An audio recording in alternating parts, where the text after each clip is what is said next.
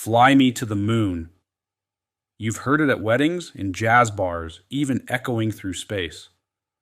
But when this song first came out, almost no one noticed.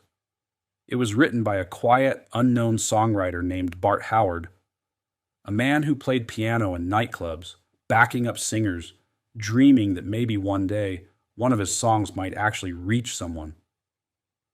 At 16, Bart packed his bags and left home to chase music. He joined a touring dance band led by the famous Siamese twins, Daisy and Violet Hilton. Every night, they traveled to new towns, cheap motels, and shaky stages, but the sisters never treated him like just another hired pianist. After late shows, they'd pat his shoulder and say, "Hey, Bart, you wrote a new song, didn't you? Play it for us next time." He'd smile shyly. "Someday, maybe when it's ready." "Come on, we'll be your first audience. You'll be famous one day. We want your autograph early." Bart just laughed quietly. "Yeah, someday." He always carried a notebook of melodies. When the night was over, he'd sit at a wobbly hotel table, scribbling softly into the dark.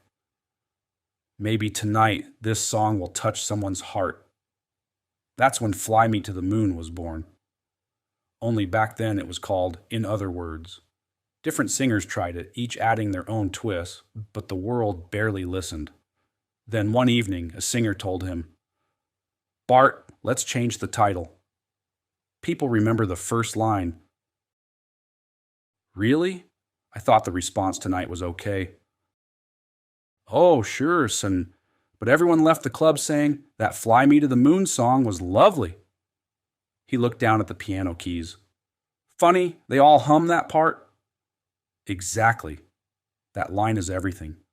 Fly me to the moon, let me play among the stars. Why not make that the title?" Bart hesitated. But in other words, there's a kind of space in those words I love. It says everything without saying it. Still, if you want the world to hear it, it needs a name people can sing. He paused, then smiled faintly. "All right then. Fly me to the moon, after all. Maybe the world does want to go a little farther these days."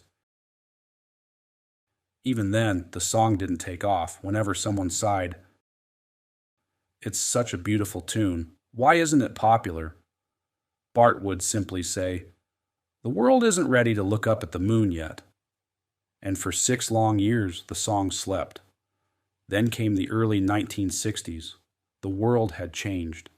Under the Cold War sky, America and the Soviet Union were racing toward space. The moon wasn't just a dream anymore. It was humanity's goal. That's when Frank Sinatra and Quincy Jones came across the song. If you enjoyed this video, don't forget to hit that subscribe button, give it a like, and turn on the notifications.